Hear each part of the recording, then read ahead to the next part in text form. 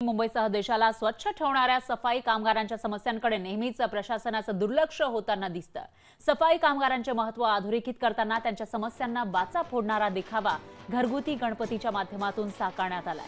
भायखळ्यामध्ये गौरव सर्जेराव या तरुणानं हा देखावा साकारलेला आहे। त्याची ही मनमोहक प्रतिकृती आपण लोकशाही मराठीच्या माध्यमातून बघू शकतोय आणि याचाच आढावा घेतलेला आहे आपले प्रतिनिधी चेतन नावरे यांनी। मुंबईतला गणेशोत्सव म्हटलं की कलाकृती आल्याच। कलाकृती म्हटलं की सार्वजनिक गणेशोत्सव असो किंवा घरगुती गणपती, आणि अशीच एक कलाकृती साकारलेली आहे ती गौरव सर्जेराव या कलाकाराने। आणि भायखळा येथील हा गौरव रहिवासी आहे। त्याने मुंबईतल्या सफाई कर्मचाऱ्यांच्या व्यथांवरती आणि समस्यांवरती थेट बोट ठेवलेला आहे। नेमका ही कलाकृती त्याला का सुचली, त्याचा मागचा उद्देश काय होता, त्याला या कलाकृतीतून काय सांगायचंय हे आपण गौरवशी जाणून घेऊया। गौरव नमस्कार, लोकशाहीमध्ये स्वागत आहे। काय सांगशील तू, हा सगळा देखावा सादर केलेला आहे, याचा मागचा उद्देश काय काय तुला म्हणायचंय?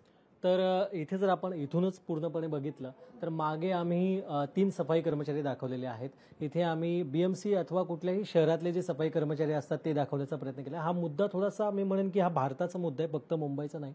तर इथे मध्ये गटार कामगार आपल्याला बघू शकतो की जो मैला वाहून नेतो आहे। एकीकडे एक झाडू हातात घेतलेली कर्मचारी आहे, 2 झाडू हातात घेतलेले कर्मचारी आहेत। त्यांच्या खालोखाल आपण आलो की आपल्याला शहर दिसेल, जे अतिशय सुंदर शहर दिसतंय। आपल्याला कुठेही कचरा घाण दिसत नाहीये, त्याला स्वच्छ शहराचा प्रथम पुरस्कार मिळालेला आहे। एकीकडे ग्रीनरी दिसते आणि अतिशय सुंदर साफ शहर, मेट्रो दिसतायत, आपल्याला हॉस्पिटल्स दिसतायत।